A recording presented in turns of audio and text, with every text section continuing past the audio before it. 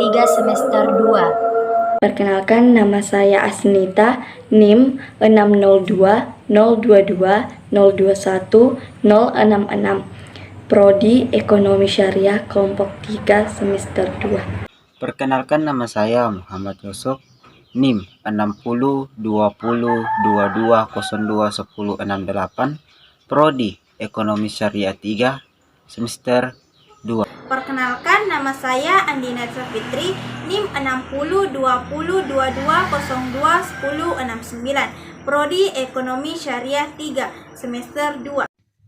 Perkenalkan, nama saya Azahridul Islami, NIM 60-20-22-02-1070 dari Prodi Ekonomi Syariah 3 semester 2. Apa sih itu etika penulisan karya tulis ilmiah?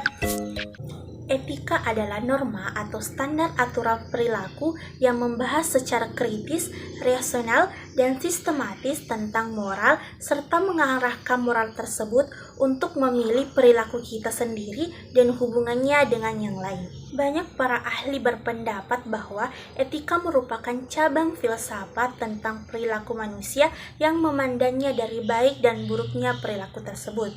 Setiap kali etika dan moral diperlakukan sebagai istilah yang sinonim, walaupun sebenarnya terdapat perbedaan. Etika adalah filsafat moral yang membahas norma yang menentukan standar aturan perilaku manusia dalam hidupnya. Sedangkan moral adalah sistem nilai tentang bagaimana kita hidup sebagai manusia. Memiliki gagasan dan hasil pikirannya yang diungkapkan dalam berbagai pernyataan atau kalimat. Berbagai pernyataan dari gagasan dan hasil pikirannya tersebut harus bisa dihormati dan dihargai sebagai miliknya. Etika penulisan ilmiah adalah norma atau standar aturan perilaku yang harus dilakukan dan yang tidak boleh dilakukan oleh penulis tentang baik dan buruknya cara penulisan ilmiah. Dalam hal ini yang dinilai bukanlah benar dan salahnya suatu karya tulis ilmiah, melainkan baik dan buruknya cara penulisan ilmiahnya serta penulis yakin tahu baik buruk baginya. Seorang penulis bisa saja telah menulis dengan benar suatu karya tulis ilmiah, tetapi tetap ada resiko bisa melanggar etika penulisan ilmiah. Oleh karena itu, etika penulisan ilmiah bertujuan agar penulis dapat mengetahui bahwa walaupun ia memiliki kebebasan dan bisa bertindak secara mandiri atau otonom dalam menulis karya tulis ilmiah, penulis harus mampu mempertanggungjawabkan apa yang ditulisnya sehingga satu, standar kualitas karya tulis ilmiah dapat terpelihara dan terjaga, serta masyarakat terlindungi dan terjaga kepentingannya masing-masing dan terlindungi dari kemungkinan dampak negatifnya. Sifat etika penulisan karya tulis ilmiah. Selanjutnya yaitu bagian B, sifat etika penulisan ilmiah.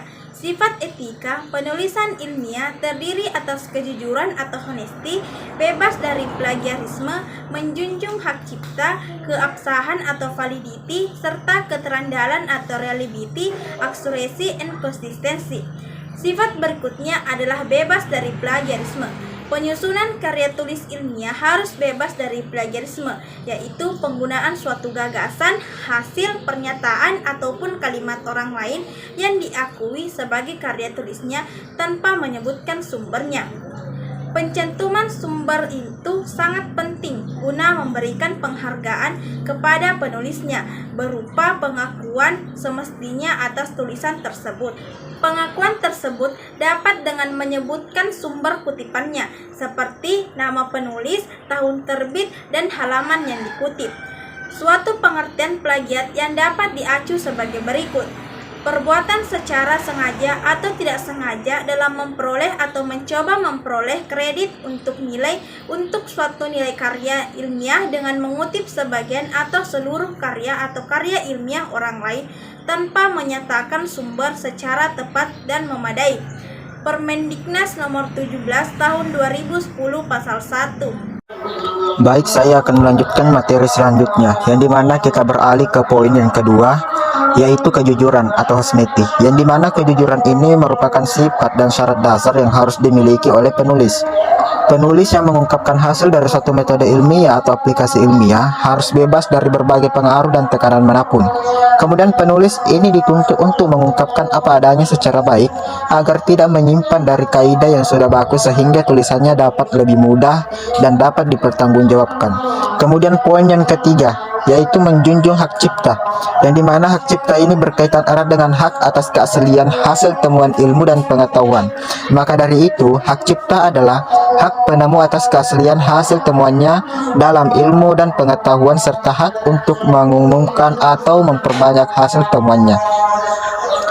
Seperti yang dijelaskan dalam Undang-Undang Republik Indonesia Nomor 19 Tahun 2002 tentang hak cipta, yang dimana berbunyi hak cipta adalah hak ekseklusif bagi pencipta atau penerima hak untuk mengumumkan atau memperbanyak ciptaannya ataupun memberi izin untuk itu dengan tidak mengurangi pembatasan-pembatasan menurut peraturan perundang-undangan yang berlaku. Selanjutnya yang keempat, keabsahan atau validity. Suatu karya tulis ilmiah memiliki sifat keabsahan. Keabsahan terkait dengan konsep atau gagasan yang diungkapkan. Setiap penulis karya tulis ilmiah harus mampu mengungkapkan konsep atau gagasan yang diuraikannya secara baik, bahwa gagasannya adalah sebenar-benar gagasan yang menjadi dasar uraiannya. Dari awal suatu tulisan, penulis harus mampu mengungkapkan gagasan tersebut secara baik. Yang kelima, keterandalan atau reliability. Keterandalan juga merupakan sifat utama dari suatu karya tulis ilmiah. Keterandalan adalah ketepatan dan kemantapan atas materi tulisan. Suatu tulisan harus bisa diungkapkan secara tepat sesuai dengan maknanya, sekaligus harus konsisten setiap uraiannya. Keabsahan memiliki keterkaitan dengan keterandalan. Apabila suatu tulisan adalah absah atau valid, sudah dapat dipastikan bahwa tulisan tersebut juga akan andal. Dan sebaliknya, apabila tulisan tersebut andal, maka tulisan tersebut belum tentu akan absah atau valid.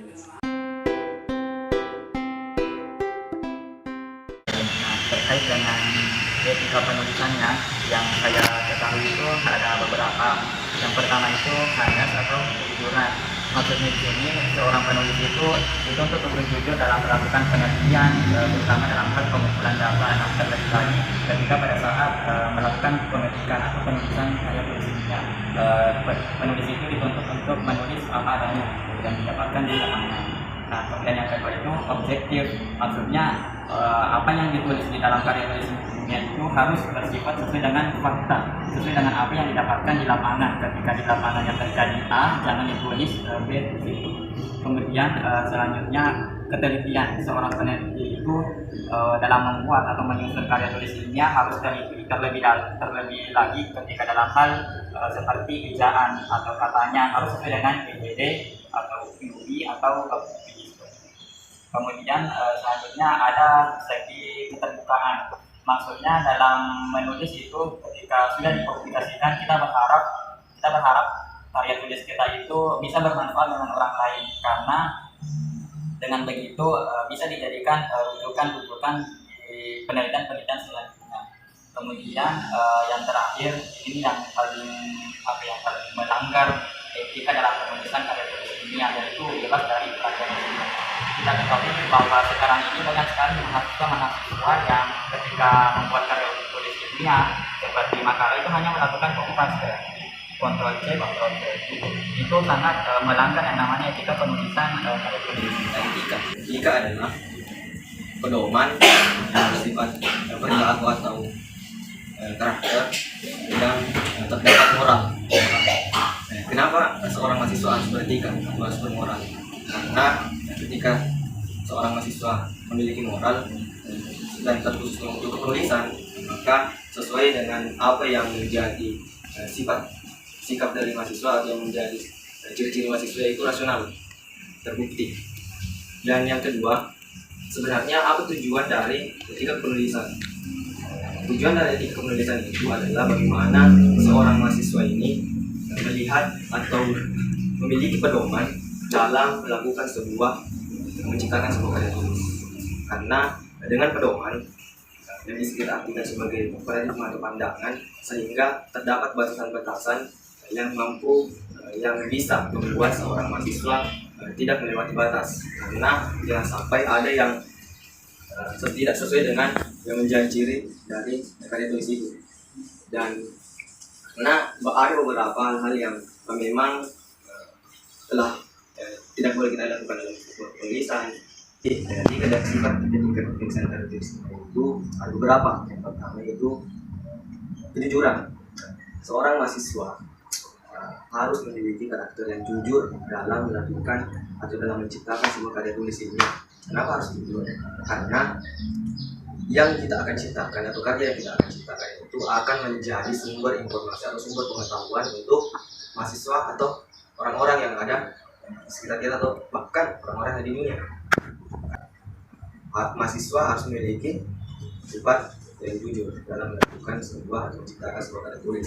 Yang kedua itu tulisan harus bersifat objektif, atau rasional. Nah, kenapa sebenarnya harus rasional? Harus nyata, harus memang benar-benar ada. Karena kita lihat bahwa ini akan menjadi sebuah fakta, sebuah informasi yang dapat diterima oleh orang-orang. Jadi yang kedua itu sebenarnya sifat ketiga penulisan itu adalah tidak adanya plagiarisme. Contohnya apa sebenarnya itu plagiarisme? Plagiarisme adalah ketika seorang mahasiswa dalam membuat sebuah tulisan mengambil tulisan orang lain atau